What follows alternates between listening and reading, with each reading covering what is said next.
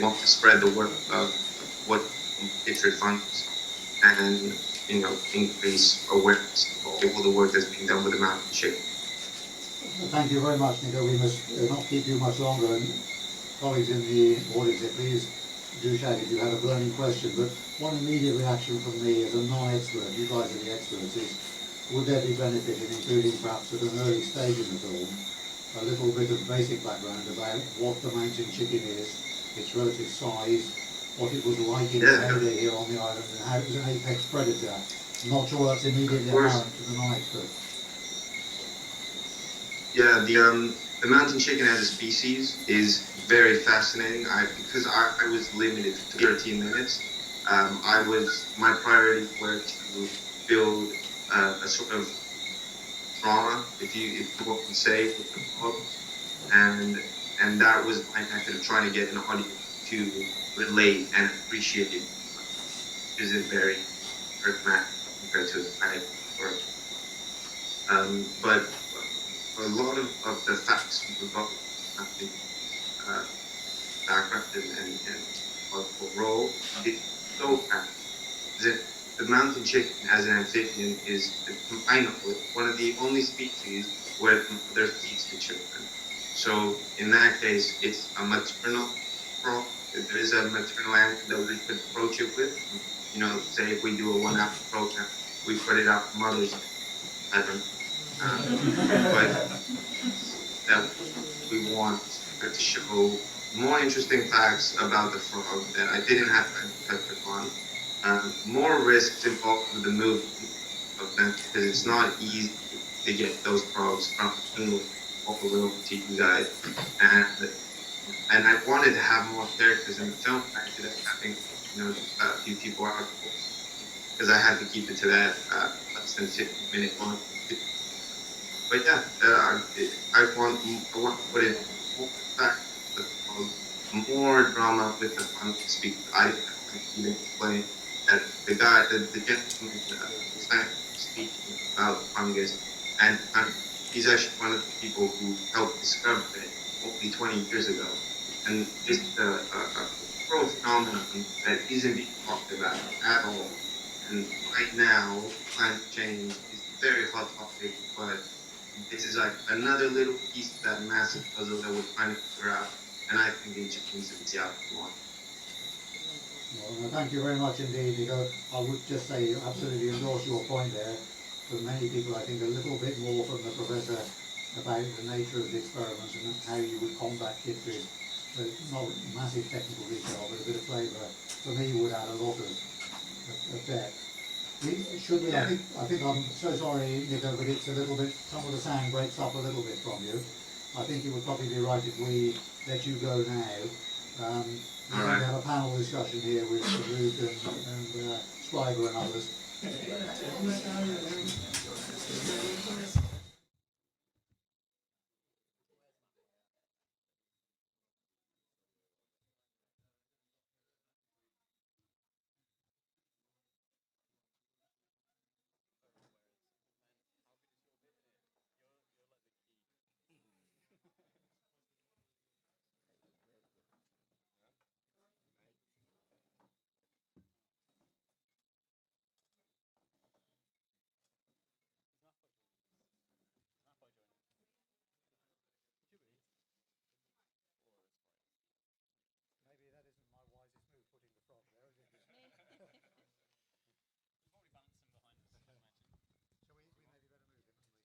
One, two, testing.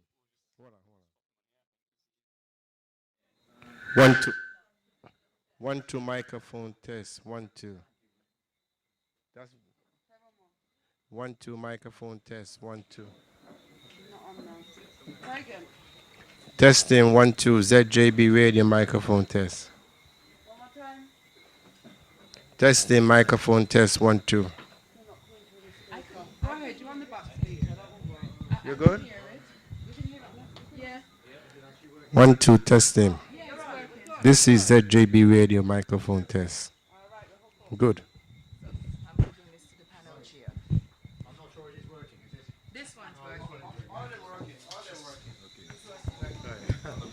The mushroom working?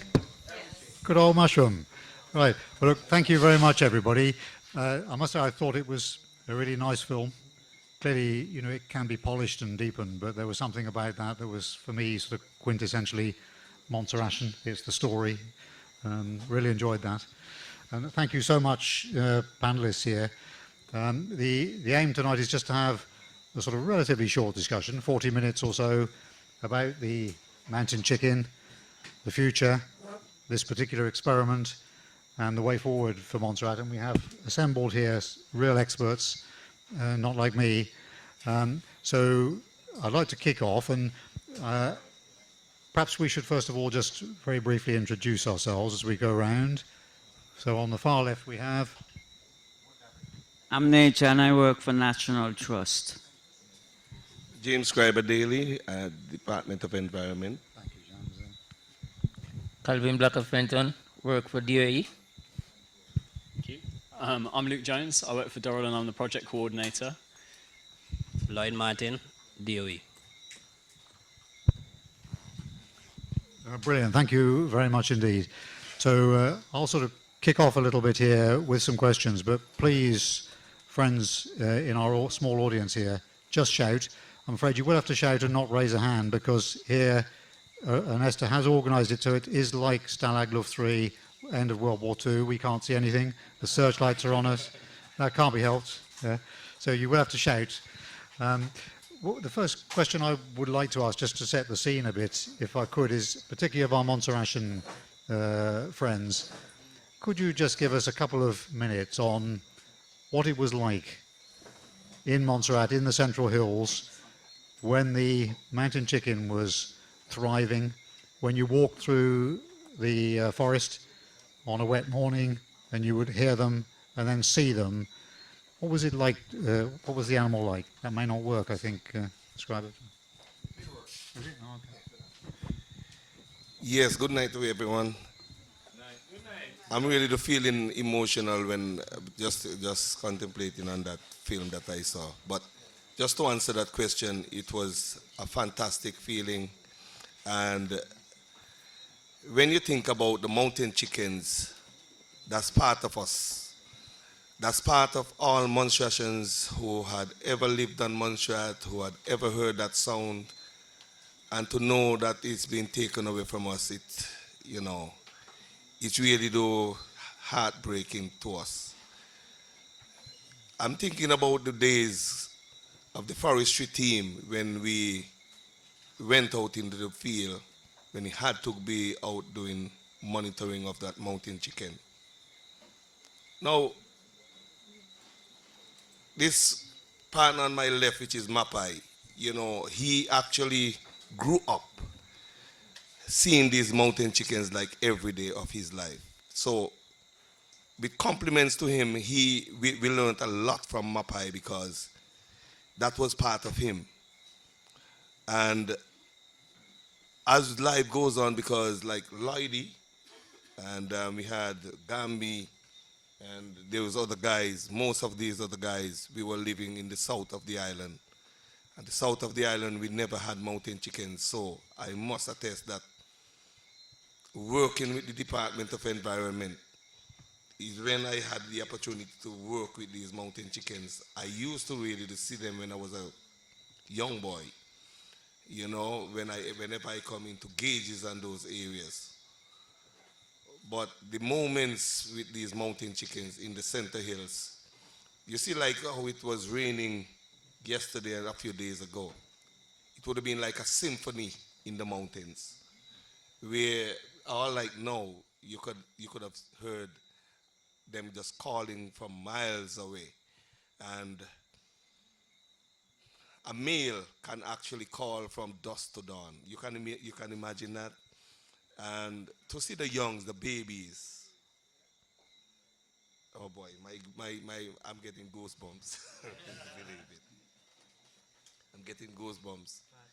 Yeah, because you see, I could remember moments in Fairy Walk and Corbett Spring, Sapit, name all those areas, Killicranky, Big River, Bottomless Gut. pelican, and the list goes on and on.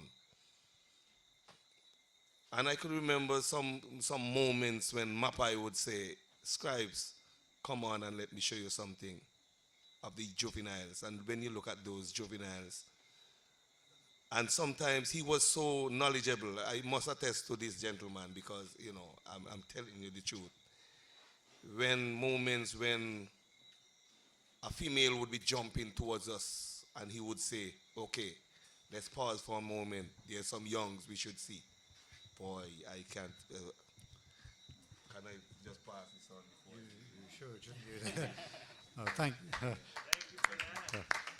Thank you very much indeed for giving us the flavour of that. Mapai, did you want to say anything about your own perspective? Because Scribe has talked a lot about your role there. I mean, perhaps in particular, on Montserrat, was there any enemy for this wonderful frog? I guess we had so many predators. And I'm talking about humans on foot. Not even the rats who were taking the babies. No, guys, we had a great time, and life in the woods was so. Where's the one that says National Trust? I haven't seen that. But anyway, look. Here's a team. This is a team that we have. This is a team that we have grown with, worked with, and I must say that as a young age, these guys has put their trust in me in taking them through the Center Hills, and I know that this guy next to me, he was set as the head of wildlife, and the things that we have done is amazing. But as he's saying, look, we've missed a treasure that was given unto us. A night like tonight, we would be hearing romantic sounds, bellowing into the valleys. These males would be saying, "Hey, I've already done the job, and my ancestors are going to be spread throughout the Center Hills." So at this moment, I just want to say thanks to nature for everything he has done, and not only for us. We're not doing it for us, we're doing it for Montserrat, and the continuation is all about Montserrat. And I must give thanks to, there's a gentleman sitting over there. I don't know if he has a name, but the job he has done is overwhelming. Thank you, guys. Thank you very much indeed, Mapai. One of our visitors, Mr. Bennett, wanted to ask a question. Yeah, Mapai, what does the call sound like? Can you do the call? All right, it sounds like a dog, but it's not actually a dog. It sounds like a dog. But it's not actually a dog. The thing that they're saying is that, hey, thanks to nature for making us actually bred so that we could be world spread, so that people could know what we are. The mountain chicken it's not just an amphibian. It's something that we had cherished all of our lives. I've grew up hunting mountain chickens as a livelihood, to make money, to buy clothing, to go to school, shoes, bags, etc., and be as glamorous as I could be. You like my shoe? They were brought from mountain chickens by hunting into the Center Hills. But let's be honest, look, we have made something that we wanted it back so badly. We wanted all of our visitors to share what we know. And the mountain chickens actually spelled out a new name. If you actually take a hike with us and you heard these sounds, you're asking yourself, are there wild dogs in the hills? But they're not actually wild dogs. They've been part of our heritage key. They've been native to us. We've been born and bred with mountain chickens. On the film, thank you, Mapai. On the film, I don't know, it was a little bit faint in the background, but there was just a little bit of the sound. It is. It's the sound of like, and a male would be making that sound from dusk until until dawn.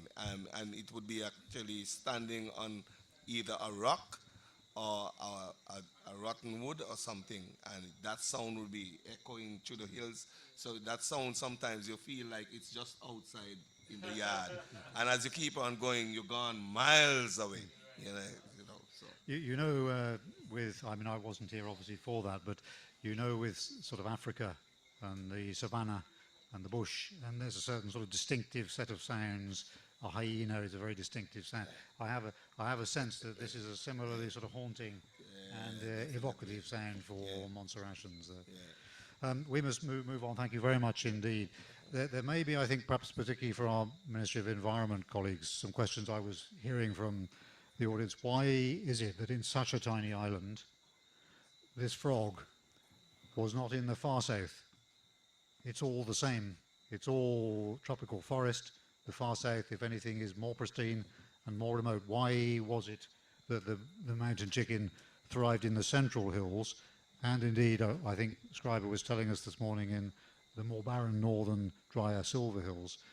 Why was that? And if you could comment a little bit on why, in the light of that, you've chosen a relatively dry forest area to start this project.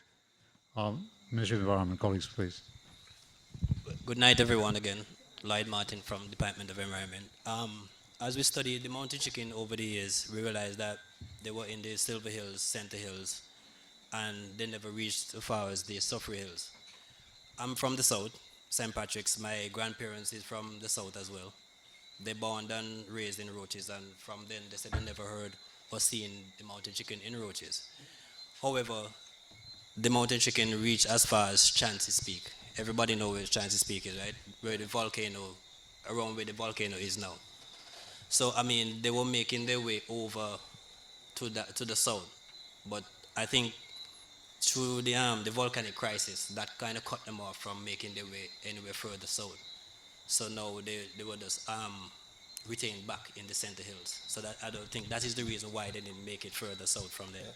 because the south is because the south is the youngest part of Montserrat, and apparently they were seen in the Silver Hills, the Center Hills, and they were actually making their way towards the south. So by then we would have had mountain chickens in the south. And as you know, and I mention all the time, that we are fortunate to see what is happening in front of us. You know, what had happened, you know, with this Suffolk Hills volcano. But unfortunately, you know, these frogs were unable to make their way out further south.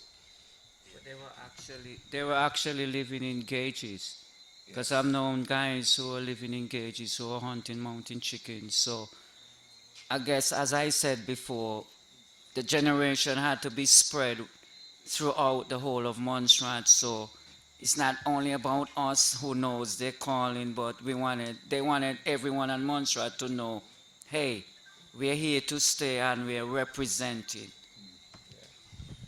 Brilliant, thank you very much, guys. Again, please, folks in the audience here, we can't see at all, so just sort of shout or come forward if you want a question. All right, well, I just had a quick question. So you're expecting these mountain chickens to make some adaptations so that they can live with the virus, the fungus. What kind of adaptations are you kind of hoping for? Are you guys happy with me to take a lead on this? Okay, so what the people who've just tuned in won't be able to see, but hopefully will at a later date, is we've had a little documentary which shows the release, and it shows the initiatives that we're undertaking. And the method that we're trying to develop to tackle this chytrid fungus is to use the native environment against it. So what we realized was when we took them into captivity, those suffering from the fungus, we were able to kill the fungus by increasing the temperature of their environment in captivity. And so we've been trying to replicate that. So the whole purpose for this experiment is we've cordoned off an area of natural forest where they were previously found. Although it was dry forest, they tend to exist along guts and riverbeds, and so long as there was a gut nearby, it's suitable habitat for mountain chickens. So we've cordoned off an area of this pristine forest, and we've started adapting it with what we've termed environmental manipulations.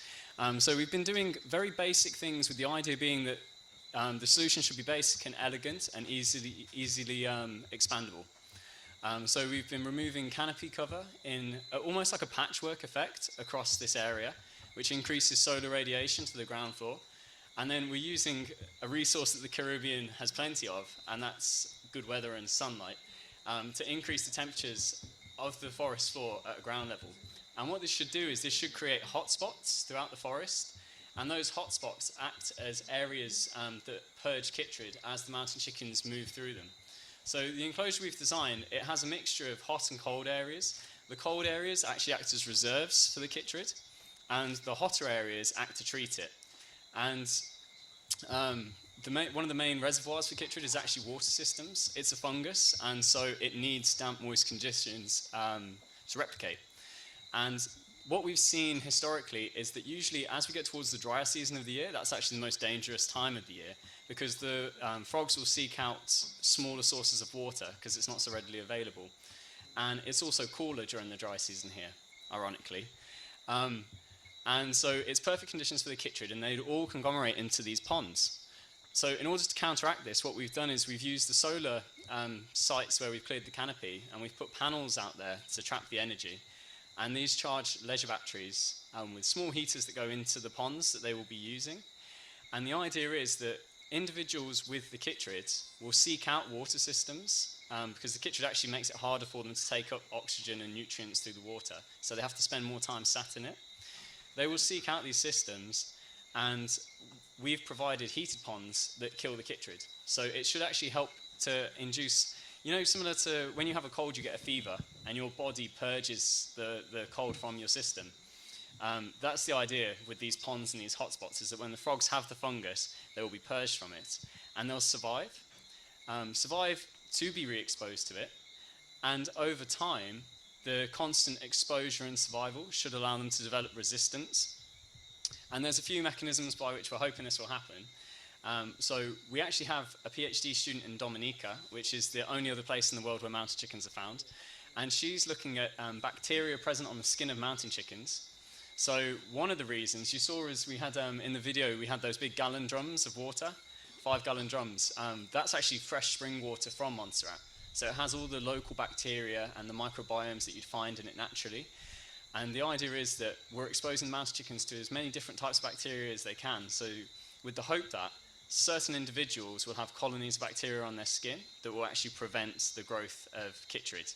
And this is actually something we've seen in other species, and it's something that we're trying to essentially drive. We're trying to help push evolution a little bit, just give it a nudge, help them on their way. Other mechanisms, there's this thing, it sounds like it's a really complicated term, but it's called epigenetics. And essentially what it means is every organism has hidden traits that aren't expressed unless certain pressures are applied.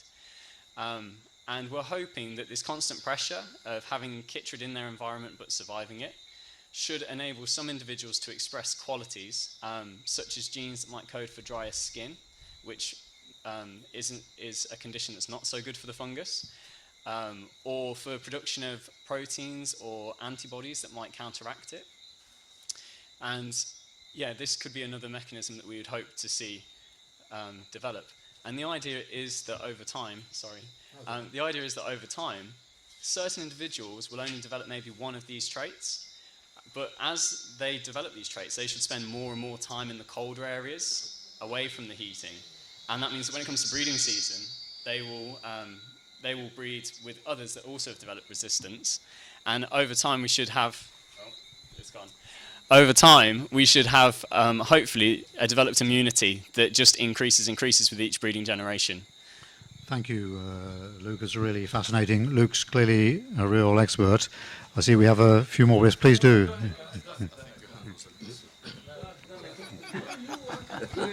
Good evening. Hi.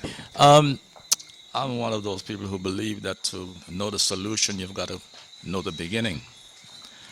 And I noticed he just talked about the frogs moving from being fixed, if you want to call it that way, released, and then it will attract the thing again, and then eventually that it will go away. How did that fungus get to Montserrat?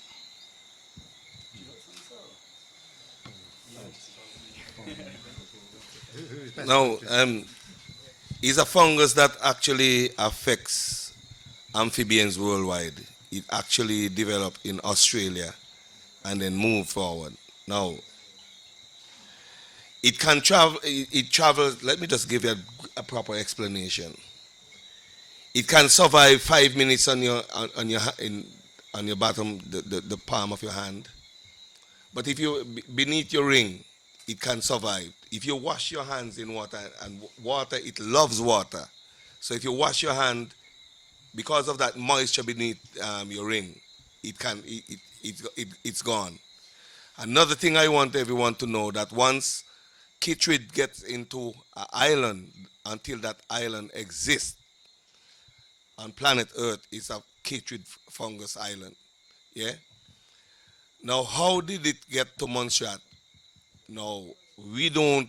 We are not sure. I mean, we are saying all sort of different things in and speculating coming down from Dominica, because apparently Dominica had actually affected months, almost a year before we were affected.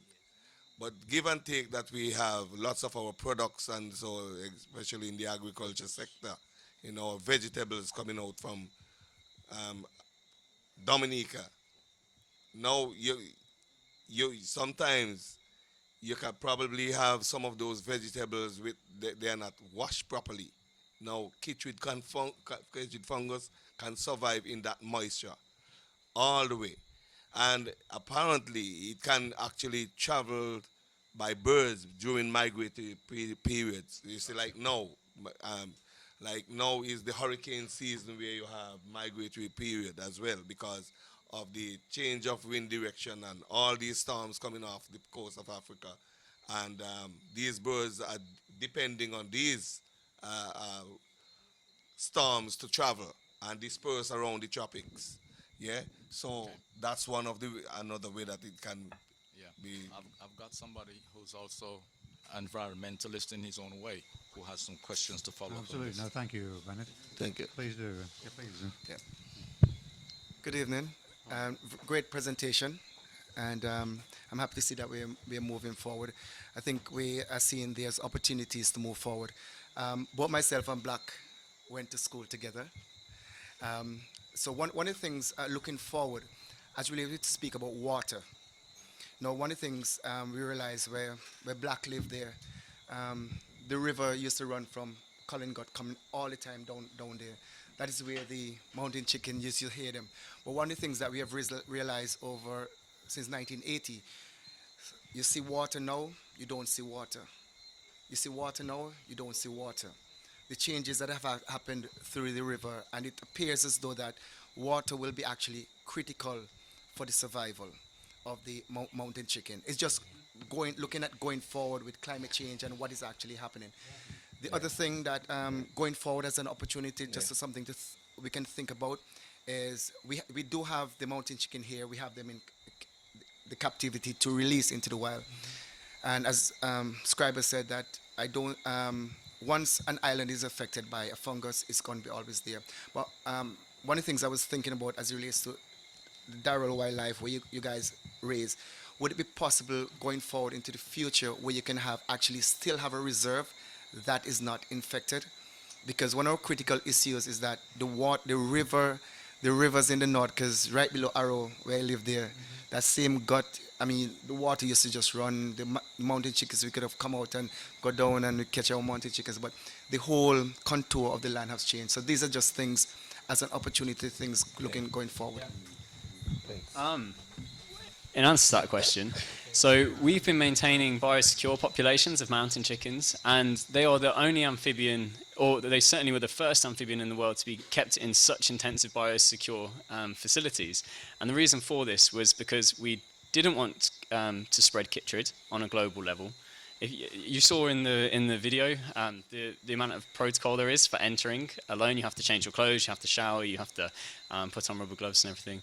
And that was because we wanted to ensure that the mountain chickens, when we reintroduced them, they were only coming back with the bacteria, the microbiomes, the funguses even, that they had at the time of arrival. So the only thing we've treated them for really is the chytrid in captivity. Now, the problem with that is it's a very expensive, labour-intensive process to maintain constantly. So if we had populations of mountain chickens that were healthy in Montserrat, that had developed a resistance, we would probably move away in time from having biosecure populations. But that wouldn't be until the long distant future where we'd seen full recovery of the species on islands. And for that to be full recovery, we'd be talking around tens, if not hundreds of thousands of mountain chickens present on Montserrat, again, back in the areas where we saw them. But what we would do, I think, is we've always had a population that we've kept that are non-biosecure too, since before chytrid. We actually took them at the time of the volcanic eruption, because nobody was sure how the ash would impact upon the survivability of the population that you had at the time. And we would continue to maintain those individuals. So we would always have a safety net of mountain chickens in captivity for reintroduction. Thank you very much, Lou. It's most interesting. I mean, I think we had a question also from Mr. Bennett I saw there. Please do. Oh, yeah, no, my question was more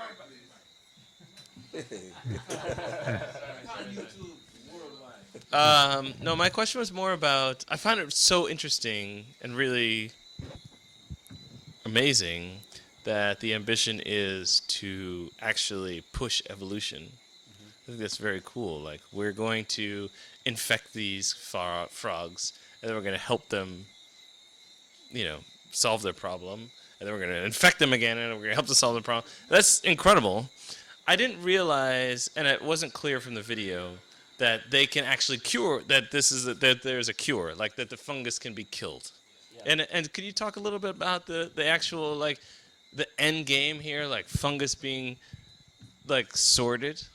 I think that's an excellent question. Would you mind, Luke, and if I could just add, because I think some members of the audience here may have the same question, and I know we've discussed it a bit, that we've been talking a lot here about the plan essentially to fight the chytrid fungus by changing the temperature physically. Mm-hmm. So you change the physical environment for brief periods, intermittent periods. The jump through this epigenetic concept from changing the physical environment to actually locking it into the genetics, into the genes of a species, is, I think, it's a frontier in science. It's not a proven. So if you were able to answer the question there and perhaps just add a touch on that. Of course. Yeah, so it's very much kind of at the forefront. Like a lot of these terms that we're talking about, like things like considering microbiomes, for example, or epigenetics, it's very much like a modern approach to how we consider protecting ecosystems. In terms of what you were saying about how scalable it is into the future, the idea is that this initiative should only be a short-term part of the reintroduction process. So these heated areas that we're using to help drive the evolution, what we should see is, what we should hopefully see, is what I should say, if we have survivability and we see in years to come, is we monitor the movement of the individuals in those areas, and there's a biological driver to always seek better environments for your young, for yourself, optimal food, optimal breeding conditions. You know, we're not all that different from other animals, right? And what we should see with the mountain chickens is those that suffer the disease are going to need the heating initiatives to survive. Those aren't the individuals that we'll be looking to release. The individuals we'll be looking to release are the ones that are moving away from the initiatives and are breeding and producing young who are extremely resistant. And then we actually enter another phase of the project altogether, where we would, I think we'd probably continue operating the enclosure to see if we could get more individuals and more genetic diversity through, but we would start introducing the young of resistant individuals back into the wilds of Montserrat. So the answer to your question really is that this isn't a long-term answer, it's a step along the path, hopefully. And the really nice thing about it too is that this is a world first attempt in managing this fungus in situ. So in the wild, in the country that the species belongs in. Normally these things are done under lab conditions where it's easier to control it, but we're introducing almost like a chaos factor, which could actually be the push that we need. And the really nice thing is that we're working towards training more and more Montserratians in the techniques that we're doing. The guys on the team are already experts in their own field, but we're looking to engage more and more young Montserratians in this, and hopefully, if it is successful, it's a skill and it's a technology and it's an understanding that we're going to take across CARICOM initially, because chytrid is a problem in all of these countries that have amphibian populations that are suffering from it, but also on a global level. So very much it will be Montserrat, if it's successful, leading the world, really, in tackling chytrid, which I think is something that we really haven't touched upon, but is quite important too. No, I think it's a brilliant aspect of this, a real splendid international dimension to it. I'm conscious that we're just coming towards the end of our time here, and please do wave questions. But of course you can, of course, yes. Yeah. Good night. Good night. I know the mountain chicken is a delicacy for us, and I know with the chytrid you will never be able to eat it again. That's what you're saying. Or what point could you eat this nice frog again?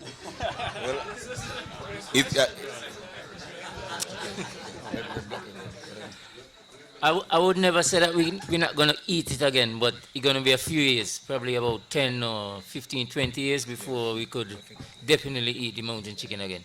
So we're trying our best to preserve them, and after, we should be able to eat them.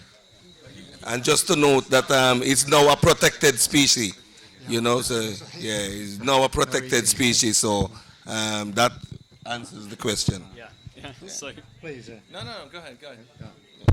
Oh, sorry. So, as Scribe was saying, it's a protected species for now, but hopefully, if we had recovery, we would look into revising laws, and there's a lot of potential for Montserrat, for the future of Montserrat with healthy mountain chicken populations. You know, if we're able to recover this species together, there's the potential that they can act as a driver for tourism on islands, because it's a unique species. It's endemic to Montserrat and Dominica. They can only come here to see them. Also, the ones on Montserrat are the largest in the world, more than double the size of those we see in Dominica. So Dominica's largest individual is only 480 grams. The largest individual we've seen here was 1 kilogram. So it really is a unique species that we could use as a unique selling point for the island, both from an ecotourism point of view and, as you were saying, from a gastronomic point of view. But that would require us being successful and seeing the full recovery, and then coming together as a community and deciding what's the best way that we can market mountain chickens, you know, as part of the island's identity. Yeah. Thank you very much. One question I want to have for good. Luke. All right, Luke. We're talking about the mountain chickens, and we have so much personnel sitting over there. What can they do to help us to achieve our goal in terms of education, bringing the youths on board? Hey, look at this panel. After us, there won't be none of us, all right? So we have to bring the youths on board. So what are the ideas you guys who are sitting on your chairs have for us so that we could actually share with the youths? It's not about us. It's not about Montserrat. It's about who's coming after us. Yeah, very good question there. Did you, Mr. Bennett, did you want to first? asking a question. Okay. Okay, come. Yeah, well, I was saying. It's all right. It's all important to understand, and in terms of empowering our youths to understand this very delicate creature, I think the archiving and the historical data of this, where it came from and what has happened and transpired, needs to be disseminated to the youths and the educational aspect of things, so that they can empower and to understand and appreciate where we want to go, so that we can take the message forward. I think that would be a start. That's a great answer, sir. Anybody else want to venture an answer? Mr. Bennett, you also wanted to make a point. I just have one quick question, Yeah. and I'm sorry, I don't know your name. Luke? Okay, so you seem to be like the scientist up here, the sort of the genesis of kind of the program. You're like the program manager, right? Yeah. Am I wrong? Okay. So there's this disease that's affecting amphibians all over the world. You could have gone anywhere. Why Montserrat? You could have gone anywhere to save amphibians, anywhere all over the world. Why Montserrat? Why this beautiful, Frog. very large, Frog. and apparently very tasty frog? That's what I want to know. That's a very open question, and I'll try not to babble on too much answering it. But essentially, why choose Montserrat to study this fungus? There's a few reasons. One is that we've been studying the mountain chicken before the fungus arrived, since the volcano eruptions, since before the volcanic eruptions, really. So we had a very good understanding of their biology, the levels they should exist at when they have healthy populations. But also, we'd been working with this team here. We'd been working with DOE, we'd been working with the government of Montserrat and Dominica too, because we shouldn't bypass Dominica too much in this, is that we have worked extensively with both countries. So we knew we already had the capacity here on island to start projects. The other thing with the mountain chicken too is that actually the mountain chicken is arguably the amphibian that has suffered the most at the hands of chytrid. So it was actually the fastest decline of any known vertebrate in the world ever observed. And we saw it happen here because we saw chytrid arrive in Dominica and no one really expected it, and it hit as a shock. Whereas we were on high alert in Montserrat looking for the fungus. And as these guys can attest, it was actually these two here were some of the first on site when the fungus arrived. Let me cut you. So, no. So why is so? You've got to pick up your mic. Why you want the microphone? So hey, look. So hold on. Why is so critical? So why it had to be us? No. So, why it had to be us? So we had the capacity here on island, but the other thing was it was the fastest decline we'd ever seen. So we took action against it. And since then, we had the relationships already in place. We pulled them away to zoos in captivity. It so happened because we pulled them away to try and save them, that we then studied them in captivity to try and develop solutions to the fungus. And it's just grown ergonomically from there. The other thing too is that the mountain chicken is extremely unique as far as species go. And also it's very terrestrial. So it's unique in the fact of its behaviors, as Mapai was saying earlier. You know, it's very maternal. They actually care for young. They dig burrows like rabbits, believe it or not, and they make nests, and they look after their young in those nests. And for those reasons alone, you could argue that it was worth saving. But the thing with the mountain chicken too is that it's very terrestrial. So it spends a lot of its time away from water sources, which means that it's easier for us to control when it contracts chytrid and to minimize the water sources that it's exposed to. So really, as a first step in developing this kind of technology, it's almost like a perfect keystone species to do so in. You know, it's a perfect example that we can take and then modify the strategies we use for the mountain chicken for other species that might be more tricky and more difficult to work with. Brilliant. Thank you very much indeed, everyone. I'm conscious we've probably got about 2 minutes left here to wrap up, and then we're supposed to all enjoy ourselves and just have a catch-up. Yeah, please. It's a height problem. All right. Good night, gentlemen, crowd.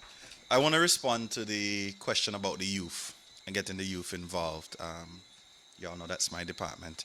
And I noticed the principal of the Lookout Primary School here this evening, Teacher Denelta. So one of the realities, I think, for our youth is they did not grow up, as I listened in the crowd, with any memories. No, they didn't. If you think about the age group, when the mountain chickens actually left Montserrat, a lot of them weren't even born.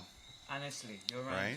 So I know Scriber, I know Lloydie, we've worked together, and I think we have to look at projects that expose them to it at an early age, maybe into secondary school, maybe looking at some of the agriculture projects they do at secondary, student-based assessments.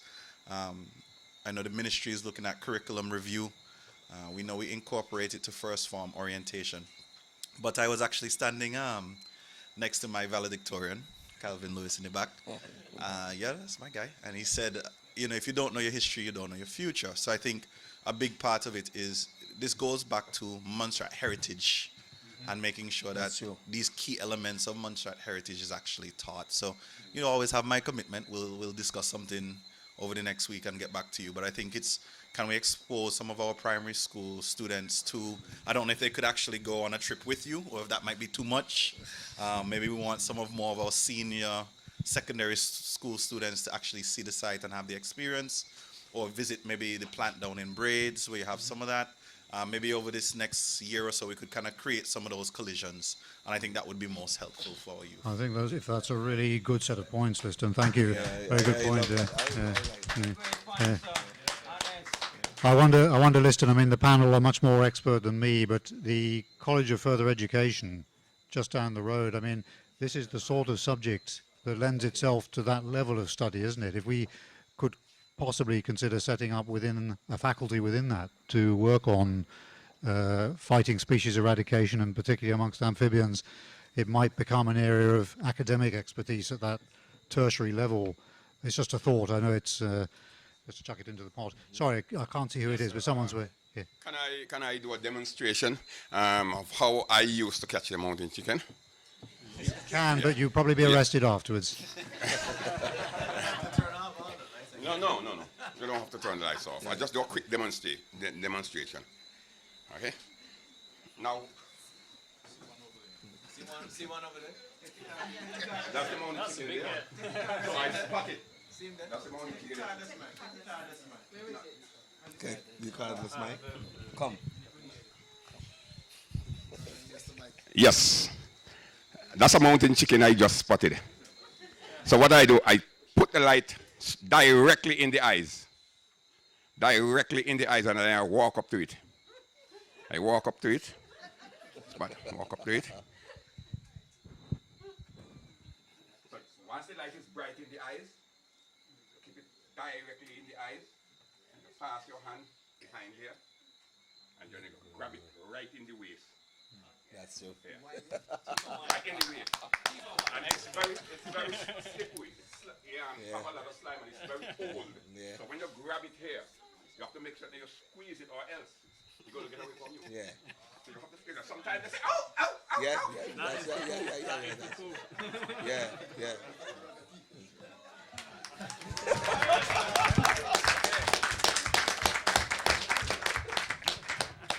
Thank you very much for that vivid demonstration, Dennis. Please, everybody, ignore entirely what you've just seen and heard. Yeah, definitely. Yeah. Folks, we've gone a little bit past there. Any last burning points people wanted to make, particularly on the panel? Scriber, did you? Yes, what I would really like to see is, and I somehow like what Liston mentioned, because that's my dream, to see our youths really to get involved. And I think that if the Department of Environment, us, can really get into the schools and get the youths involved, that would be my dream come true. Yeah. Yeah. Go ahead.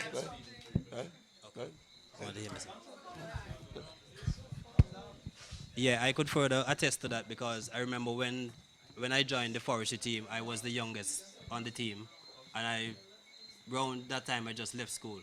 And from what I've learned from these guys up to today, I'm there for 23 years now, and trust me, I've learned a lot with these guys out there, and it's a very interesting field, and I will encourage all the youths, if the ones that are interested, I will encourage them to join and learn from us now, because I mean, Scriber, Mapai, Blacker, we have all the experience, and we are willing to share it with anybody. We're willing to learn. Brilliant, thank you. I think we have one. Just one last, just a comment. You would notice that, especially with the children in the nursery schools, I'm sure they've gone home to their parents all excited. The Department of Environment tries its very best to have every single school child, especially the ones in nursery and the early grades of primary school, to go out into the forest at least once a year. And all of them that have gone out have seen the oriole. Unfortunately, we might not be able to do the same thing with the mountain chicken like how we do it with the first-hand experience, but we can definitely work a program where they become exposed and have some knowledge and history about the mountain chicken and also the way forward as well. Right. Yeah.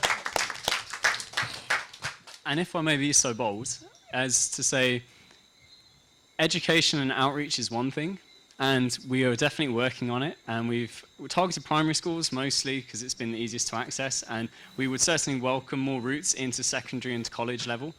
But the other thing that we really need to consider as a society and as a country going forward is where the opportunities are for young people to work within environments, and how can we facilitate those opportunities for them, which with the crowd here, I'm sure there are some people who might be able to answer that question.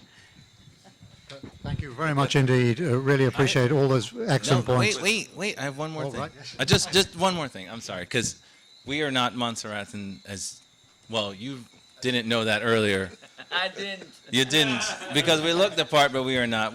My brother and I were from St. Croix. We're travel writers. We were here to make this place famous and get more people coming here. And this is my first time here. This is my first night here. But we are 1,000,000% West Indian. We're from St. Croix. Our parents are from Trinidad. And the only thing, we don't have mountain chickens in St. Croix. Okay? But we did grow up with Paul Keynes Douglas. Okay? And I know Warren is probably back there rolling his eyes now about Paul Keynes Douglas. So you grow up, you know about Tanti Murrow, and when she jumped, like 10 mountain chicken from Dominica, right? People, I mean, we grew up knowing that. And to know that there's a group of people here that are trying their best to preserve something that is important in the Caribbean, not only from an environmental standpoint, but from a cultural standpoint, because you see different people coming up here for different reasons why the mountain chicken is important to them personally, is it really, I think I can speak for my brother. It touches our heart. It means a lot to us to see that you're doing this.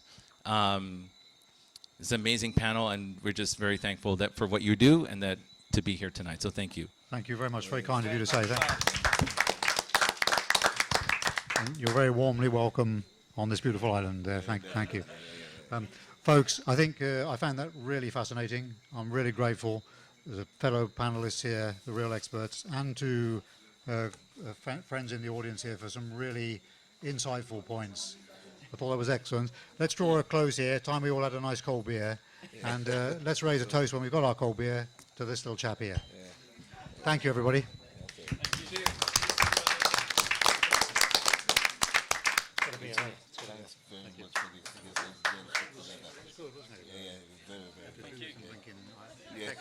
Believe it, man. I'm telling you. I'm really thankful for this, Good one. Yeah.